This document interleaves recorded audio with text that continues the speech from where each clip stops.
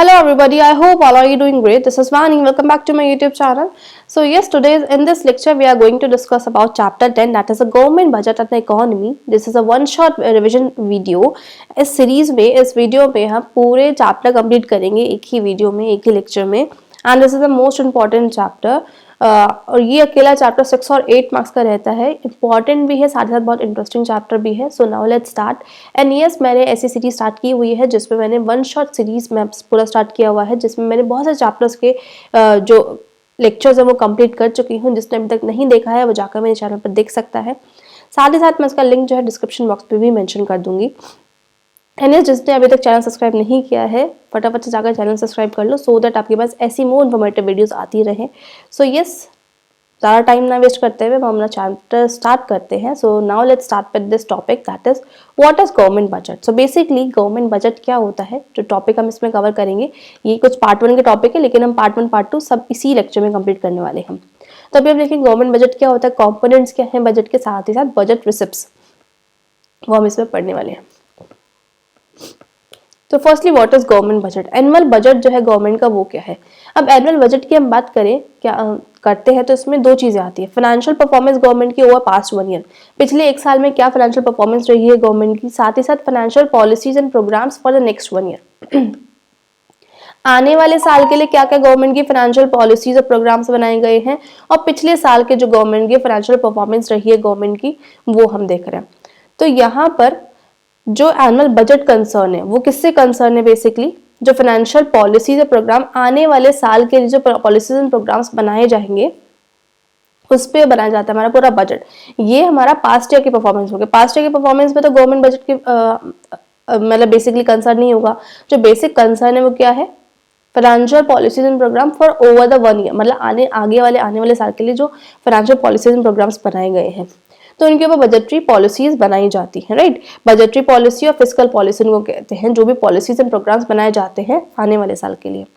अब ये जो बजटरी पॉलिसीज और जो फिस्कल पॉलिसीज हैं इसके दो एस्पेक्ट होते हैं. पहला, अब हम एक नॉर्मली मैं बात करूँ, अगर हम एक नॉर्मल बजट बनाते हैं, अपने घर का ही बजट बना रहे हैं, तो इसमें क्या होता है, एक साइड हमारे पास रेवेन्यू कि क्या क्या हमारे पास कहाँ से पैसा आना है, दूसरे साइड हमारा होता है खर्चे कि हमें कहाँ पे खर्चा करना है. तो ऐसी ही गवर्नमेंट की बात है.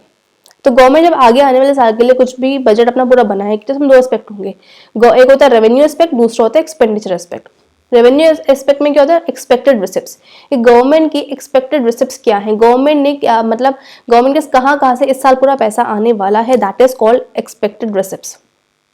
राइट, कहाँ से इनकम आएगी.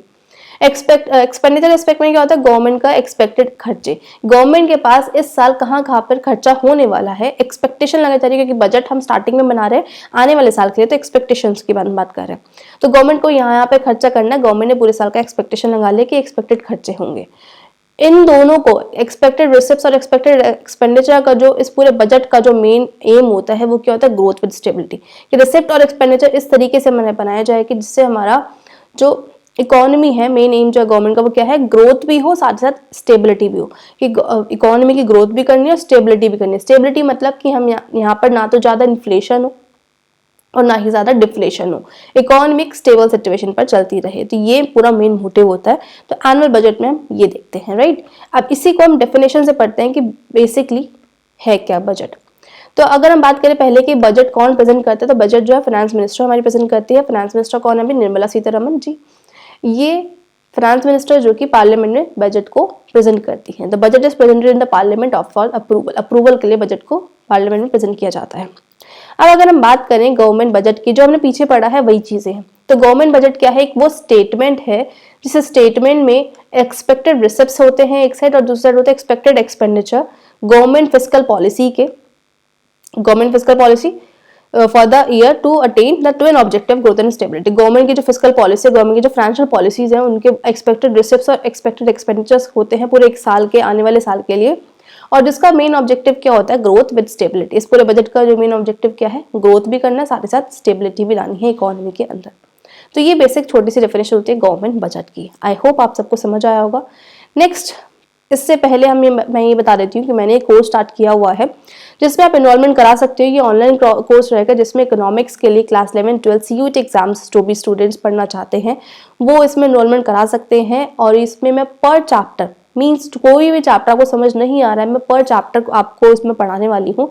एंड सिर्फ एक चैप्टर जो भी आपको लाइक मैक्रो इकोनॉमिक्स का, सपोज गवर्नमेंट बजट हुआ, लाइक फॉरेन एक्सचेंज, ये चैप्टर आपको कोई भी चैप्टर समझ नहीं आ रहा है तो आप मेरा इस कोर्स में इनरोलमेंट करा सकते हो। And it is only and only 99 rupees में मैं आपको एक पूरा चैप्टर पढ़ाने वाली हूँ, जिसमें कि आपको नोट्स प्रोवाइड किए जाएंगे, 1-to-1 लाइव सेशन होगा, साथ ही साथ जो भी आपके डाउट्स होंगे वो मैं क्लियर करूँगी बहुत अच्छे से। पूरा डिटेल में वो चैप्टर मैं आपको पढ़ाऊंगी और सिर्फ 99 रुपीज़ पे है, राइट। सो फटाफट से इनरोलमेंट कराओ, एग्जाम्स आपके आने वाले हैं। तो और इसको फर्दर डिटेलिंग जानने के लिए मैंने नीचे अपना कॉन्टैक्ट नंबर दिया है, इस पर आप मेरे को पिन कर सकते हो। साथ साथ मैंने अपना ईमेल आईडी भी दी हुई है जहाँ पर आप मुझसे कॉन्टैक्ट कर सकते हो। सो फटाफट से इनरोलमेंट कराओ, बहुत ही अच्छा ये कोर्स रहने वाला है आपके लिए। कोई भी पर्टिकुलर चैप्टर टॉपिक कुछ समझ नहीं आ रहा, वो आप मुझसे इस पर इंटरेक्ट कर सकते हो। जूम 1-to-1 लाइव सेशन होगा, right. So yes sir, so now let's come to the next topic, that is components of budget. तो बजट के कंपोनेंट्स बेसिकली क्या है, हमने पढ़ा है ये कंपोनेंट्स बजट में क्या होता है, एक बजट रिसिप्ट्स और दूसरा होता है बजट एक्सपेंडिचर। बजट रिसिप्ट्स में रेवेन्यू रिसिप्ट्स और कैपिटल रिसिप्ट्स ये दोनों आते हैं, राइट। बजट एक्सपेंडिचर में फर्दर टाइप्स है revenue expenditure, capital expenditure, planned expenditure and unplanned expenditure. तो ये हमारा बजट रिसिप्ट्स की बात होती है, जहां पर कंपोनेंट्स हम बजट के पढ़ रहे हैं। तो पहले हम पढ़ते हैं ये वाला पॉइंट, बजट रिसिप्ट्स में रेवेन्यू रिसिप्ट्स क्या होते हैं, कैपिटल रिसिप्ट्स क्या होते हैं। तो पहले हम बात करें बजट रिसिप्ट्स की, तो बजट रिसिप्ट्स में फर्स्ट होता है रेवेन्यू रिसिप्ट्स और दूसरा होता है कैपिटल रिसिप्ट्स। रेवेन्यू रिसिप्ट्स कौन से रिसिप्ट्स होते हैं, रेवेन्यू रिसिप्ट्स वो रिसिप्ट्स होते हैं जो कि ना तो कोई लायबिलिटी क्रिएट करता है गवर्नमेंट की, ऐसे गवर्नमेंट का ऐसी इनकम जिससे कोई गवर्नमेंट के ऊपर लायबिलिटी क्रिएट ना हो रही, साथ साथ ना ही गवर्नमेंट की एसेट्स रिड्यूस हो रही हो। तो ऐसे रिसिप्ट्स को हम क्या बोलेंगे, revenue receipts. Like for example tax. Revision video है, दैट्स व्हाई मैं इसको बहुत मतलब ज्यादा लंबा नहीं खींचूंगी। तो इसको मैं आपको आई नो की मतलब मैं समझ सकती हूँ कि आपने पूरा चैप्टर पढ़ ही रखा होगा, सिर्फ हमें इसका रिविजन ले रहे हैं। तो आप ये मत सोचना कि मैं बहुत जल्दी पढ़ा रही हूँ, क्योंकि this is a revision video only. And अगर आपको बहुत डिटेलिंग में और बहुत आराम से पढ़ना है तो मैंने इसके ऊपर अलग से भी वीडियोज बनाई हुई है, वो हमारे चैनल पर जाकर आप चेक कर सकते हो, राइट। सो यस, सो रेवेन्यू रिसिप्ट्स में हमने क्या देखा कि जो एसेट्स जो लायबिलिटी क्रिएट नहीं करेंगी और ना ही कोई एसेट्स को रिड्यूस करेंगी, उसको हम क्या बोलेंगे, रेवेन्यू रिसिप्ट। जैसे कि टैक्स रिसिप्ट। अब टैक्स से गवर्नमेंट के पास जो आने वाला पैसा है वो गवर्नमेंट की ना तो लायबिलिटी क्रिएट कर रहा है कि गवर्नमेंट को वापस करना है, ऐसा भी नहीं है, ना ही ऐसा पैसा आ रहा है जो इसमें गवर्नमेंट की एसेट्स रिड्यूस हो रही हो। तो ऐसे रिसिप्ट्स को हम क्या बोलेंगे, रेवेन्यू रिसिप्ट्स, राइट। अब फॉर एग्जाम्पल मैंने क्या किया है, गवर्नमेंट ने अपने शेयर्स जो हैं वो सेल कर दिए। अब जब गवर्नमेंट ने अपने शेयर्स को सेल करा है तो गवर्नमेंट के पास पैसा तो आ गया, लेकिन वो कैसा पैसा है, तब गवर्नमेंट ने शेयर्स को बेचा, गवर्नमेंट की एसेट्स जो थी, शेयर्स जो एसेट्स थी वो रिड्यूस हो गई है। तो यहाँ पर पैसा तो आ रहा है लेकिन गवर्नमेंट की एसेट्स रिड्यूस हो रही है। तो ऐसे पैसे को हम क्या बोलेंगे, रेवेन्यू रिसिप्ट पे तो नहीं जाएगा, इसका कॉरस्पॉन्डिंग किस में जाएगा, कैपिटल रिसिप्ट में जाएगा। तो बेसिकली रेवेन्यू रिसिप्ट वो रिसिप्ट होती है ना तो गवर्नमेंट की कोई लायबिलिटी क्रिएट करती है और ना ही गवर्नमेंट की एसेट्स रिड्यूस करती है, that is called revenue receipt. For example tax receipt, right. अब ऐसे हम बात करते हैं रेवेन्यू रिसिप्ट में भी फर्दर दो टाइप होते हैं, first is tax receipt and second is non tax receipt. Tax receipt जो कि गवर्नमेंट के पास टैक्स से आने वाला पैसा, that is tax receipt. Tax क्या है, कंपल्सरी पेमेंट है जो कि गवर्नमेंट को करना, कौन करेगा, हम लोग करेंगे, फर्म्स करेंगी और यूनिट्स, मतलब फर्म्स और अदर यूनिट्स जो करती हैं गवर्नमेंट को जो टैक्स देती हैं, कंपल्सरी पेमेंट है, दैट इज कॉल्ड टैक्स। अब जो टैक्स पेयर है वो एक्सपेक्ट नहीं कर सकता कोई भी सर्विसेज और benefit from the government in return of tax payment made by him, कि मतलब कोई टैक्स हमने पेमेंट किया है और उसके बदले में हम कोई बेनिफिट या फिर कोई भी सर्विसेज सोच रहे हैं, एक्सपेक्ट करें गवर्नमेंट हमको वो देगी, तो वो हम एक्सपेक्टेशन नहीं लेकर चल सकते। तो टैक्स हमें सिर्फ देना ही है जो कि कंपल्सरी पेमेंट होता है। Next is non tax receipt. Non tax receipt कौन सी रिसिप्ट होती हैं, ये वो रिसिप्ट होती हैं जो कि टैक्सेस के अलग सोर्सेज से जो भी रिसिप्ट गवर्नमेंट के पास आती है, जो भी गवर्नमेंट के पास टैक्स से अलग जो पैसा आता है, ये सब हमारा किस में आएगा, नॉन टैक्स में आएगा। अब फर्स्ट हमें समझते हैं टैक्स रिसिप्ट की फर्दर कैटेगरीज हैं। फर्स्ट टैक्स रिसिप्ट में भी हमारा क्या क्या आता है, first is progressive and regressive tax, second direct indirect tax and third is value added and जिसको हम वैट भी बोलते हैं, और स्पेसिफिक टैक्स। अगर मैं बात करूं प्रोग्रेसिव टैक्स की, तो प्रोग्रेसिव टैक्स ये वो टैक्स होता है जब tax when the rate of tax increases with the increase in income. जैसे जैसे आपकी इनकम बढ़ेगी वैसे वैसे प्रोग्रेसिव हो रहा है, बढ़ता जा रहा है, जैसे जैसे इनकम बढ़ रही है वैसे वैसे टैक्स रेट भी बढ़ता जा रहा है। तो जैसे आपकी इनकम 10,000 थी, 10,000 पे सपोज 5% टैक्स था, अब क्या हुआ है, आपकी इनकम 20,000 हो गई, 20,000 में 10% टैक्स हो गया। तो जैसे जैसे इनकम बढ़ रही है वैसे वैसे टैक्स रेट भी बढ़ता जा रहा है, राइट। तो यहाँ पर जो रियल बर्डन होगा वो किस पर होगा, रिच पर होगा, लेस ऑन पुअर। पुअर पे बर्डन कम होगा, क्योंकि इनकम मेनली किसकी बढ़ेगी, रिच पर्सन की। तो रिच की अगर इनकम बढ़ रही है टैक्स उसको ही ज्यादा देना पड़ेगा। पुअर की इनकम नहीं बढ़े तो पुअर को इतना ज्यादा टैक्स नहीं देना पड़ेगा। तो प्रोग्रेसिव टैक्स बेसिकली ये होता है। नेक्स्ट रिग्रेसिव टैक्स में क्या होता है? रिग्रेसिव मतलब ये वो टैक्स होता है जहां पर ग्रेटर रियल बर्डन जो होता है वो पुअर पे होता है देन द रिच। यहाँ पर कांस्टेंट रेट ऑफ टैक्स होता है। किसी की इनकम अगर 10,000 है, 10,000 पर भी हमारा कितना परसेंट टैक्स है? 10% टैक्स है, राइट। और किसी की इनकम अगर 1 लाख है तो 1 लाख पर भी कितना परसेंट टैक्स हुआ? 10% टैक्स हुआ। अब जिसकी इनकम 1 लाख है तो उसको 10,000 रुपए देना पड़ रहा है, फिर भी उसके पास 90,000 बच रहे हैं। अगर किसी की इनकम 1,000 10,000 है, 10,000 में से उसको कितना परसेंट टैक्स? 10%, मतलब 9,000 बच रहे हैं। तो उसके पास तो मतलब 10,000 से उसमें से भी 9 बच गए, लेकिन उसके पास 1 लाख में से 90 बच रहे हैं तो फिर भी ठीक है। तो यहाँ पर जो ग्रेटर बर्डन जाता है, कॉन्स्टेंट स्ट्रक्चर होता है, किसी की इनकम कुछ भी हो टैक्स सेम रहेगा। तो यहाँ पर जो ग्रेटर बर्डन होता है वो किसके ऊपर होता है? पुअर के ऊपर, क्योंकि पुअर ज्यादा इफेक्ट होगा इससे, रिच इतना ज्यादा इफेक्ट नहीं होगा। तो ये होती है हमारे रिग्रेसिव टैक्स। नेक्स्ट यहाँ पे जो टाइप आता है दैट इज डायरेक्ट और इनडायरेक्ट टैक्स। अब डायरेक्ट टैक्स क्या होता है? डायरेक्ट टैक्स वो फाइनल बर्डन होता है जो कि जिस पर्सन के ऊपर लगा है वही उसको पेमेंट करेगा। तो tax is a one final burden is borne by the person whom it is imposed। जिस पर वो इम्पोज हुआ है वही उस पर वही टैक्स देगा। फॉर एग्जाम्पल मेरी इनकम है, मेरी इनकम पर टैक्स लगा है तो मेरी इनकम पर टैक्स आप लोग या कोई और नहीं देगा, मैं ही दूंगी अपनी इनकम पर tax, that is called direct tax. तो इनकम टैक्स हमारा डायरेक्ट टैक्स एग्जाम्पल होगा। नेक्स्ट अगर हम बात करें इनडायरेक्ट टैक्स की, तो इनडायरेक्ट टैक्स ये वो टैक्स है जिस पर इनिशियल बर्डन और इम्पैक्ट जो है 1% पर लगा है, लेकिन उसका जो बर्डन है वो शिफ्ट किया जा रहा है दूसरे पर्सन के ऊपर। फॉर एग्जाम्पल प्रोड्यूसर है या फिर शॉपकीपर है, शॉपकीपर के ऊपर टैक्स लगा था लेकिन उसने अपना बर्डन जो है किस पर शिफ्ट कर दिया? कंज्यूमर के ऊपर। वो कंज्यूमर के प्राइजेस में से, उस प्रोडक्ट के प्राइजेस में से उससे जीएसटी निकलवा रहा है, उससे टैक्स के, मतलब सपोज 20 रुपीज का कोई प्रोडक्ट था और उसने वो 30 रुपीज का दिया है, 10 रुपीज उसने क्या है? टैक्स। तो जो टैक्स के पैसे हैं वो किससे ले रहा है? कस्टमर से ले रहा है। तो वो अपना बर्डन जो है शिफ्ट कर रहा है कस्टमर के ऊपर। Like for example GST. तो ये क्या है? टैक्स किसी पर लगा है लेकिन शिफ्टिंग किसी और पर चल रही है, that is indirect tax, right. Next आता है इसमें वैल्यू एडेड और स्पेसिफिक टैक्स। तो वैल्यू एडेड टैक्स कौन सा होता है? ये वो इनडायरेक्ट टैक्स होता है जो कि वैल्यू एडिशन पर लगता है वेरियस स्टेजेस ऑफ प्रोडक्शन। जैसे जैसे स्टेजेस ऑफ प्रोडक्शन बढ़ते जाएंगे वैसे वैसे टैक्स लगता जाएगा। मतलब पहले क्या था? रॉ मटेरियल था, रॉ मटेरियल से वो सेमी फिनिश गुड बना तो इस पर टैक्स लगा, फिर सेमी फिनिश से फिनिश बना फिर टैक्स लगा, सेमी फिनिश से फिर वो शॉप पर आया फिर टैक्स लगा। ऐसे जो डिफरेंट स्टेजेस होते हैं प्रोडक्शन के, उन पर जो टैक्स लगता है अलग अलग स्टेजेस पर, that is called value added tax.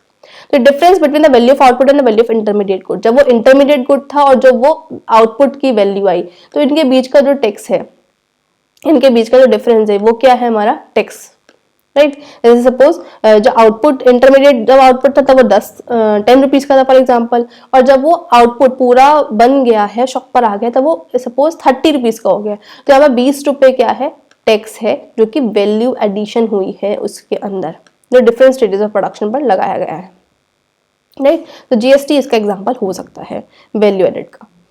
Next है स्पेसिफिक टैक्स। स्पेसिफिक टैक्स क्या होता है? ये जब टैक्स लिवाई होता है कमोडिटी के ऊपर, किसी भी कमोडिटी के ऊपर, किसके बेसिस पर? यूनिट कि वो कितनी यूनिट है, साइज क्या है, वेट क्या है, तो उसको हम क्या बोलेंगे? Specific tax. कोई किसी का वेट अगर 10 kg है, 10 kg का प्रोडक्ट है तो उसके ऊपर 5% टैक्स हुआ। अगर कोई प्रोडक्ट 20 kg का हो गया तो उसके ऊपर, कोई प्रोडक्ट का वेट हमने देखा कि 20 kg का वेट है पूरा जो कार्टन है तो उसके ऊपर 10% टैक्स लगा दो, ज्यादा वेट ज्यादा टैक्स। ऐसे यूनिट 5 यूनिट है तो उसके ऊपर 5% टैक्स हो गया या फिर 10% टैक्स हो गया। अगर कोई यूनिट्स 10 यूनिट्स हो गई तो उसके ऊपर अलग टैक्स होगा। साइज कोई छोटा साइज है उस पर कम टैक्स, कोई बड़ा साइज हो गया तो उस पर सारा टैक्स लगा दिया। तो different size units of weight के अकॉर्डिंग जो टैक्स लगता है that is called specific tax. तो ये था different type of taxes, right.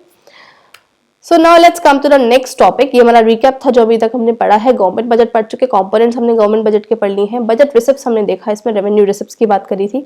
अब हम इसमें देखेंगे नॉन टैक्स रिसिप्ट्स क्या होते हैं, कैपिटल रिसिप्ट्स क्या होते हैं, उसके वेरियस टाइप्स हम पढ़ते हैं। तो पहले हम बात करें नॉन टैक्स रिसिप्ट्स की। नॉन टैक्स रिसिप्ट्स ये वो रिसिप्ट्स होती हैं जो कि अदर सोर्सेज, टैक्सेस के कुछ अलग सोर्सेज से जो भी रिसिप्ट्स अराइज होती हैं that is called non tax receipts. अब नॉन टैक्स रिसिप्ट में पहला आता है फीस।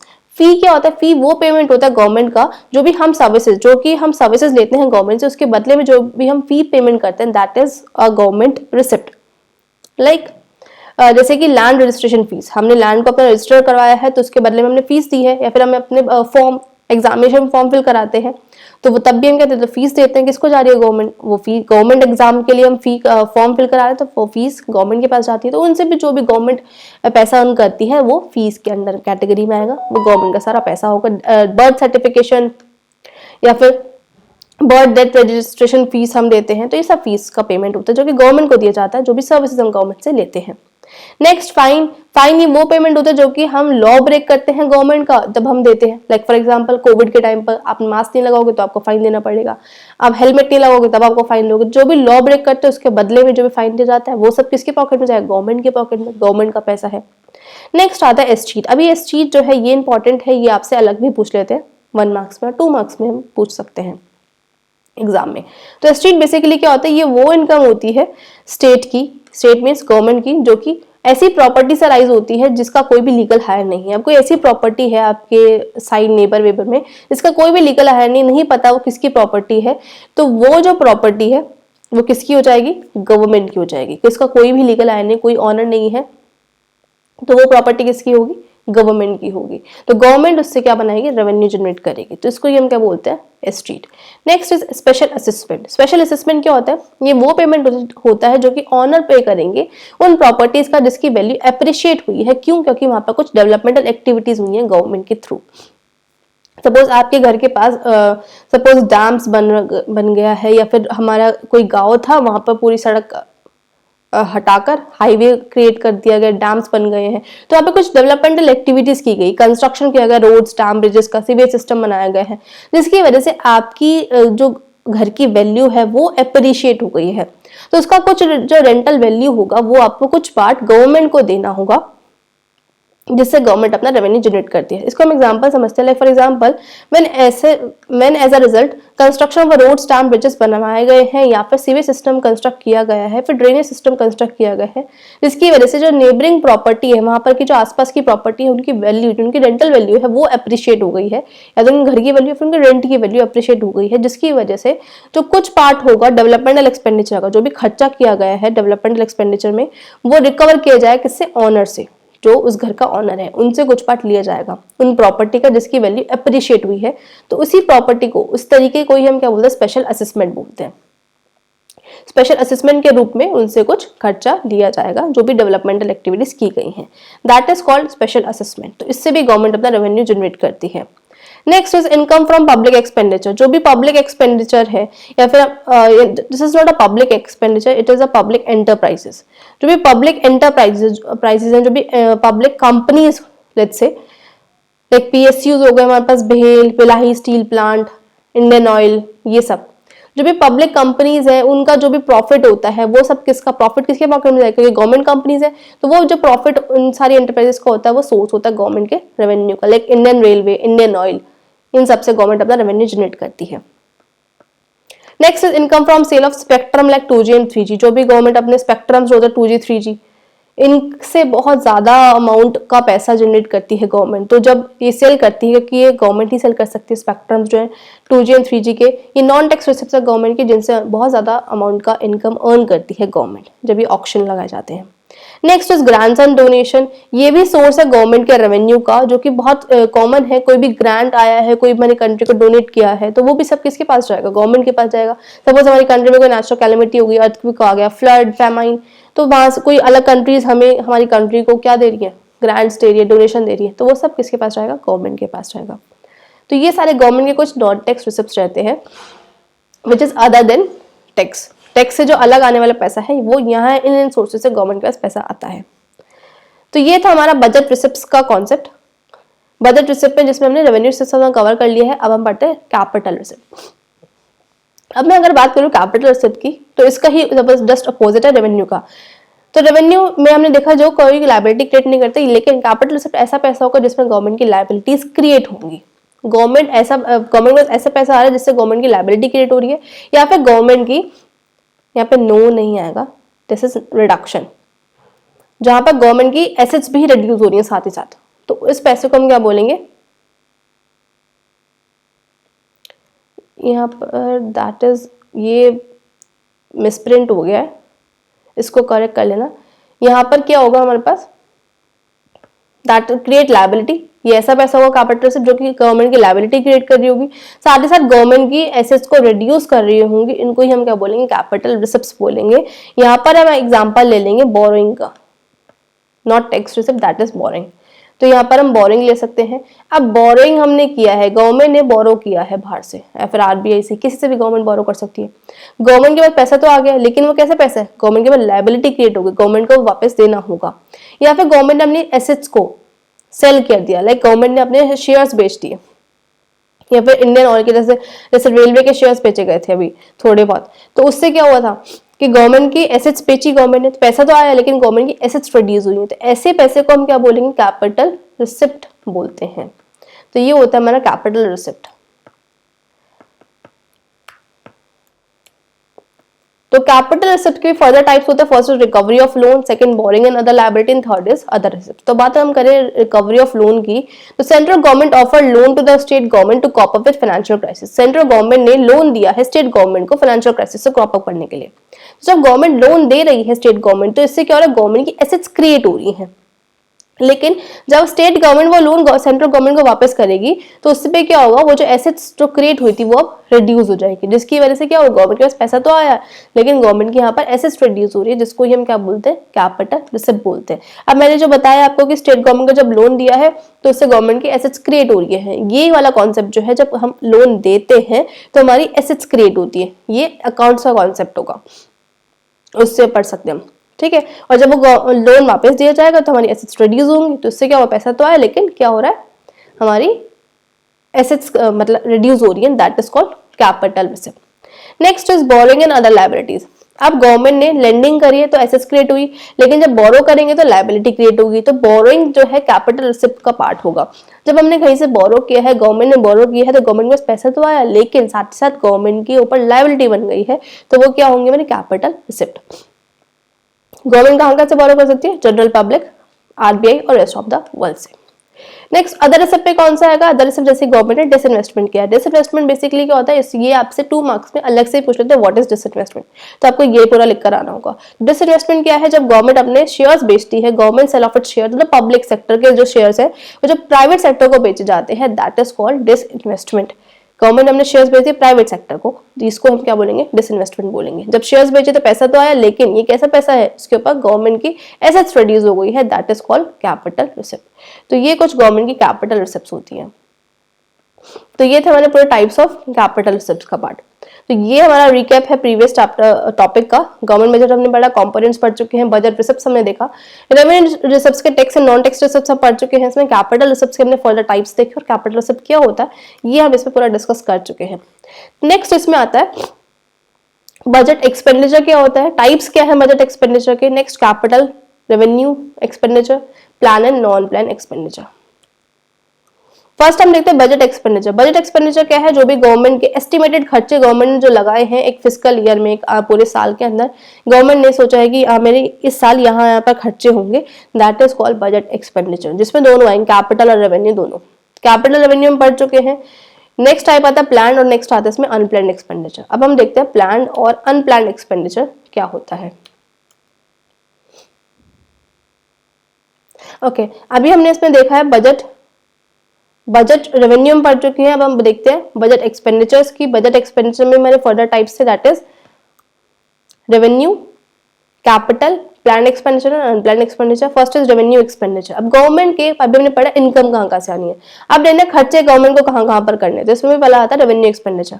गवर्नमेंट का ऐसा खर्चा जिसमें गवर्नमेंट की ना तो कोई एसेट्स क्रिएट हो रही हो, मतलब गवर्नमेंट ने ऐसा खर्चा किया है जिसमें गवर्नमेंट ने कोई एसेट्स क्रिएट नहीं करी। गवर्नमेंट कोई जैसे सपोज गवर्नमेंट रोड बनवाती तो गवर्नमेंट की एसेट बनती, लेकिन यहाँ पे वो खर्चा नहीं किया गया है। ना ही गवर्नमेंट की लायबिलिटी रिड्यूस हो रही हो, या फिर गवर्नमेंट ने कुछ ऐसा खर्चा किया जिससे गवर्नमेंट ने जो लोन लिया था उसको वापस कर रही है, ऐसा भी खर्चा नहीं किया है।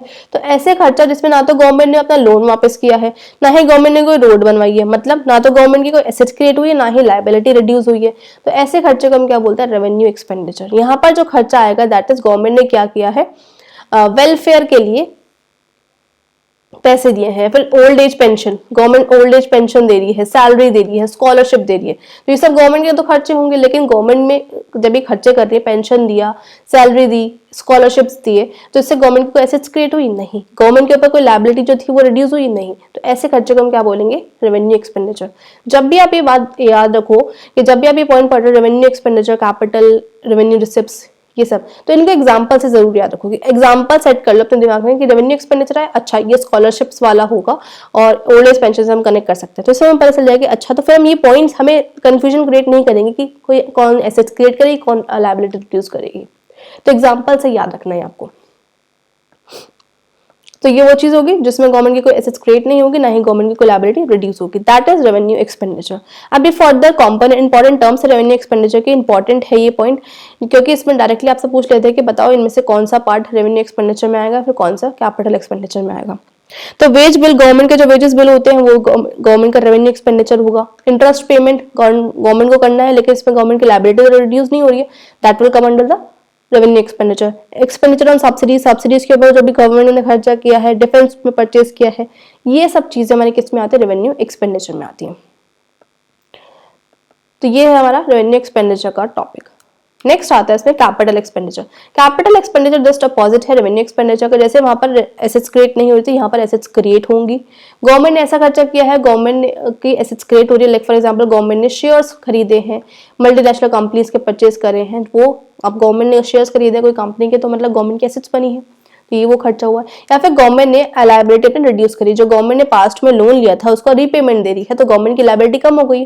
तो गवर्नमेंट के ऐसे खर्चे जिसमें गवर्नमेंट या तो अपनी एसेट्स को क्रिएट कर रही हो या फिर लायबिलिटी रिड्यूस कर रही हो, that will come under the capital expenditure, right. ऐसे सेम इंपॉर्टेंट टर्म्स जो है कैपिटल एक्सपेंडिचर की, या फिर गवर्नमेंट ने लैंड और बिल्डिंग पे ऊपर खर्चा किया है, गवर्नमेंट ने मशीनरी इक्विपमेंट्स परचेज करी, गवर्नमेंट की एसेट्स बनी। लैंड एंड बिल्डिंग के ऊपर खर्चा किया, गवर्नमेंट की वहां पर भी एसेट्स क्रिएट हो रही हैं।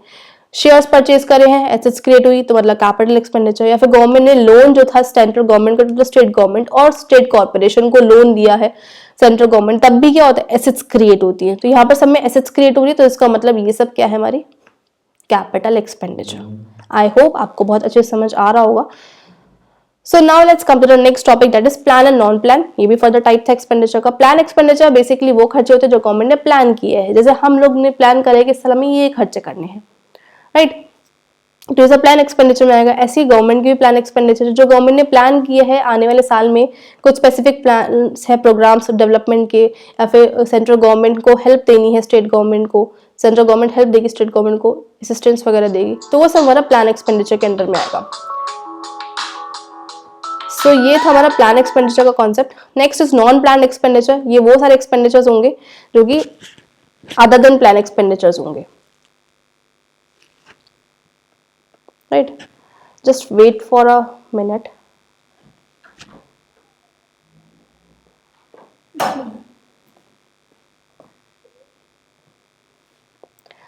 सो that is the non plan expenditures. ये सारे वो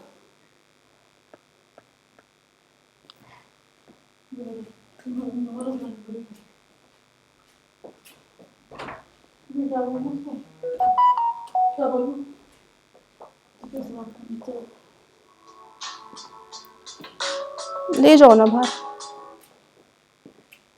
तो नॉन प्लान एक्सपेंडिचर ये सारे वो खर्चे होंगे जो कि गवर्नमेंट ने प्लान नहीं किए हैं, गवर्नमेंट के खर्चे आ गए हैं। तो non plan expenditure relates to the government की जो भी रूटीन की खर्चे होते हैं, नहीं पता आज हमें क्या खर्चा है, अचानक से कोई खर्चा आ जाए, तो ऐसे ही गवर्नमेंट के भी कुछ खर्चे होते हैं जो कि नॉन प्लान होते हैं। जैसे कि लॉ एंड ऑर्डर के ऊपर खर्चा करना है, डिफेंस, सब्सिडीज के ऊपर जो भी खर्चा करना है, वो सब हमारा नॉन प्लान में आएगा। That will come under the non plan expenditures. तो ये था हमारा प्लान और नॉन प्लान की बात। नेक्स्ट आता है बजट डेफिसिट। अब ये बजट डेफिसिट क्या होता है? बजट डेफिसिट ये वो सिचुएशन होती है जहां पर बजट एक्सपेंडिचर जो है गवर्नमेंट का वो ज्यादा है बजट रिसिप्ट से। बजट एक्सपेंडिचर ज्यादा है, खर्चे ज्यादा है और पैसा कम आ रहा है, that will come under the budget deficit. तो मतलब बजट में डेफिशिएंसी है, बजट में कमी है, खर्चे हमारे ज्यादा है, पैसे हमारे पास नहीं है, तो क्या होगा? डेफिशिएंसी हो जाएगी। तो ऐसे बजट डेफिसिट होता है। ये बजट एक्सपेंडिचर जो है वो ज्यादा है और बजट रिसिप्ट्स जो है पैसा कम आ रहा है, that is called budget deficit. तो बजट डेफिसिट के भी फर्दर टाइप्स होते हैं। First is revenue deficit, second primary fiscal deficit and third is primary deficit. तो ये टाइप्स हमें इनमें पढ़ने हैं। तो अगर हम बात करें यहाँ पर फर्स्ट इज रेवेन्यू डेफिसिट। तो रेवेन्यू डेफिसिट में क्या होगा, जब एक्सेस होगा रेवेन्यू एक्सपेंडिचर का ओवर रेवेन्यू रिसिप्ट्स। यहाँ पर हम सिर्फ रेवेन्यू का लेकर चल रहे हैं, ओनली रेवेन्यू, रेवेन्यू एक्सपेंडिचर और रेवेन्यू रिसिप्ट्स की हम बात करें। जब रेवेन्यू एक्सपेंडिचर ज्यादा होगा और रेवेन्यू रिसिप्ट से, that is called revenue deficit. अब रेवेन्यू एक्सपेंडिचर क्या था यहाँ पर हमारे पास, रेवेन्यू एक्सपेंडिचर गवर्नमेंट के वो खर्चे जो कि गवर्नमेंट के ना तो कोई एसेट्स क्रिएट कर रहे हैं ना ही लायबिलिटी रिड्यूस कर रहे हैं। Like for example scholarship government ने दी है, तो स्कॉलरशिप से गवर्नमेंट की एसेट्स क्रिएट हो रही नहीं, गवर्नमेंट की लायबिलिटी रिड्यूस हो रही नहीं, तो ये गवर्नमेंट की खर्चे हुए। रेवेन्यू रिसिप्ट कौन से हैं, जिसमें गवर्नमेंट की ना तो कोई एसेट्स रिड्यूस हो रही है, मतलब एसेट्स वही सेम चीज, ना तो कोई एसेट्स रिड्यूस हो रही है ना ही लायबिलिटी क्रिएट हो रही है, दैट इज रेवेन्यू रिसिप्ट। तो ये वो कौन से खर्चे होंगे हमारे पास, टैक्स। तो यहाँ पर एग्जांपल से याद रखो, अब स्कॉलरशिप हमें ज्यादा देनी है गवर्नमेंट को और टैक्सेस से आने वाला पैसा कम है, तो इसमें क्या है, रेवेन्यू डेफिसिट में है। तो revenue expenditure minus revenue receipt, हम रेवेन्यू डेफिसिट निकालते हैं। अब इसका इम्प्लीकेशन क्या होगा, स्कॉलरशिप तो गवर्नमेंट ज्यादा दे रही है, पेंशन दे रही है, स्कीम मतलब ओल्ड एज पेंशन हुई, सैलरी दे रही है, स्कॉलरशिप ज्यादा दे रही है, टैक्स से पैसा कम आ रहा है। तो इस सब चीजों का अगर हमारी इकोनॉमी में ऐसा होता है, रेवेन्यू डेफिसिट होता है, तो इकोनॉमी पर क्या इम्पैक्ट पड़ेगा, तो वो हम देखते हैं। अब अगर रेवेन्यू डेफिसिट होता है, जिससे क्या होगा, एक्सपेंडिचर नॉर्मल सी चीज है कि अगर रेवेन्यू डेफिसिट होता है, गवर्नमेंट को खर्चे कम करने पड़ेंगे। गवर्नमेंट खर्चे कम कैसे करेगी, गवर्नमेंट को स्कॉलरशिप कम देगी, पेंशन कम देगी, सैलरी कम देगी, जिससे क्या होगा, जो वेलफेयर प्रोग्राम्स के ऊपर जो भी खर्चे कर रहे हैं वो कम करेगी गवर्नमेंट, जिससे क्या होगा, सोशल वेलफेयर कम होगा। तो ये पहला इंप्लीकेशन है। इंप्लीकेशन मतलब कि अगर रेवेन्यू डेफिसिट होता है तो इकोनॉमी पर क्या उसका इम्पैक्ट पड़ेगा। Next, government raises funds through boring. अब गवर्नमेंट को खर्चे कम करने हैं, गवर्नमेंट के खर्चे ज्यादा हैं, पैसे कम है, तो गवर्नमेंट क्या करेगी, बोरो करेगी बाहर से पैसा, जिससे वो जो खर्चे हैं वो फुलफिल हो सके, जिससे क्या होगा, गवर्नमेंट के ऊपर लायबिलिटी क्रिएट होगी और गवर्नमेंट की जो क्रेडिट वर्दीनेस है वो कम होगी। गवर्नमेंट की क्रेडिट वर्दीनेस कम होना मतलब लोग सोचेंगे ना, मतलब दूसरी कंट्री सोचेंगे ये वाली गवर्नमेंट तो बहुत, इसके ऊपर ऑलरेडी इतना ज्यादा पैसा है, तो हो सकता है ये पैसा रिपेमेंट ना कर पाए, तो जो क्रेडिट वर्दीनेस है, जो क्रेडिट लेने की कैपेसिटी है, वो वैल्यू जो है वो कम हो जाएगी। नेक्स्ट, गवर्नमेंट जो है वो डिसइन्वेस्टमेंट करेगी। जब गवर्नमेंट के खर्चे ज्यादा होंगे तो गवर्नमेंट को पैसा तो चाहिए, तो पैसा कैसे लेगी, वो गवर्नमेंट डिसइन्वेस्टमेंट करेगी, फर्दर अपने शेयर्स बेचेगी प्राइवेट सेक्टर को, दूसरी कंपनीज को, जिससे गवर्नमेंट के पास पैसा आ जाए और अपने खर्चे फुलफिल कर सके। अब इससे क्या होगा, जब अपनी ओनरशिप को खत्म करेगी, कम करेगी, तो वो फॉरेन कंपनीज के पास जाएगा, वो फॉरेन कंपनीज उनको एक्वायर करेंगी, जिससे क्या होगा, वही चीज फिर से जो हमारा इंडिपेंडेंट के टाइम पर क्या हुआ था, प्राइवेटाइजेशन बहुत ज्यादा हो गया था, फॉरेन कंपनीज आना स्टार्ट हो गई थी। तो ऐसे क्या होगा, जब पब्लिक कम होता जाएगा एंटरप्राइजेस, तो फॉरेन का एमएनसी सेटअप होना स्टार्ट हो जाएंगी, तो वही चीज फिर से क्रिएट हो सकती है। तो ये सारे इम्प्लीकेशंस होंगे हमारे रेवेन्यू डेफिसिट के। आई होप आपको सब अच्छे से समझ आया होगा रेवेन्यू डेफिसिट के बारे में कि होता क्या है, क्या इम्प्लीकेशंस है। Next is fiscal deficit. Fiscal deficit most important है, इसके ऊपर मैं अलग से भी वीडियो बनाऊंगी जिस पर मैं पूरा फिस्कल डेफिसिट आपको बताऊंगी, ऐसे ही होगा, और जिसपे आपको बताऊंगी मैं आपको किस टाइप से आपका आंसर राइटिंग करना होगा, राइट। तो फिस्कल डेफिसिट क्या है, जब गवर्नमेंट का टोटल एक्सपेंडिचर, वहां पर हम सिर्फ रेवेन्यू की बात करते हैं, रेवेन्यू एक्सपेंडिचर, रेवेन्यू रिसिप्ट, लेकिन यहाँ पर हमारा क्या होगा, टोटल खर्चे। जब टोटल खर्चे रेवेन्यू प्लस कैपिटल दोनों को मिलाकर जो खर्चे होंगे वो ज्यादा होंगे टोटल रिसिप्ट से। टोटल रिसिप्ट मतलब revenue receipt plus capital receipt, ये जब खर्चे ज्यादा होंगे रिसिप्ट से, that is called fiscal deficit. और रेवेन्यू रिसिप्ट में, सॉरी टोटल रिसिप्ट में हम यहाँ पर बोरिंग को ऐड नहीं करेंगे। जैसे हमने देखा था कैपिटल रिसिप्ट के फर्दर टाइप्स थे, बोरिंग था, रिकवरी ऑफ लोन था और अदर रिसिप्ट थे। तो अगर बोरिंग से जो भी पैसा आ रहा था वो हम इसमें इंक्लूड नहीं करेंगे टोटल रिसिप्ट में, बोरिंग को इंक्लूड नहीं करके चलते। अगर आपने लिखा ना fiscal deficit is excess of total expenditure over total receipt और ये वाला पॉइंट नहीं लिखते अदर देन बोरिंग, तो ये आंसर गलत होगा। हमें क्या बताना, फिस्कल डेफिसिट ये वो होता है जिसमें एक्सपेंडिचर ज्यादा है रिसिप्ट से, लेकिन यहाँ पर बोरिंग इंक्लूड नहीं है, that is called fiscal deficit. तो फिस्कल डेफिसिट क्या है, total expenditure minus total receipt, जहां पर बोरिंग इंक्लूड नहीं की जाएगी। तो फिस्कल डेफिसिट क्या है, एस्टिमेशन है टोटल बोरिंग का जो कि गवर्नमेंट ने किया है। फिस्कल डेफिसिट बेसिकली क्या बताता है कि पूरे साल में गवर्नमेंट की बोरिंग कितनी है। बोरिंग को ही कौन बताता है, फिस्कल डेफिसिट। क्या आप ये देखते हैं ना बजट में आता है कि इस बार गवर्नमेंट का फिस्कल डेफिसिट इतना % है, तो दैट इज कॉल्ड गवर्नमेंट की बोरिंग इस बार इतनी % है, तो इसको हम क्या बोलेंगे, ग्रॉस फिस्कल डेफिसिट। इसको हम ग्रॉस फिस्कल डेफिसिट भी बोलते हैं। एक लिमिट तक हम फिस्कल, क्योंकि गवर्नमेंट को फिस्कल डेफिसिट तो करना पड़ता है, बोरिंग करनी पड़ती है, तो बोरिंग को ही रिफ्लेक्ट करता है फिस्कल डेफिसिट। तो गवर्नमेंट का 3% ऑफ जीडीपी का 3% तक फिस्कल डेफिसिट जो है वो लिमिटेबल है, कि मतलब इतना गवर्नमेंट बोरो कर सकती है, इतना फिस्कल डेफिसिट हो सकता है, लेकिन उससे ऊपर अगर हुआ तो वो लिमिट से बाहर हो जाएगा। उसको मैनेज करना, मैनेजेबल लिमिट ये है 3% ऑफ जीडीपी, उससे ऊपर होगा तो मैनेज करना बहुत ज़्यादा डिफिकल्ट हो जाएगा। तो इससे 3% ऑफ जीडीपी तक मैनेजेबल होगा, उतना गवर्नमेंट फिस्कल डेफिसिट कर सकती है।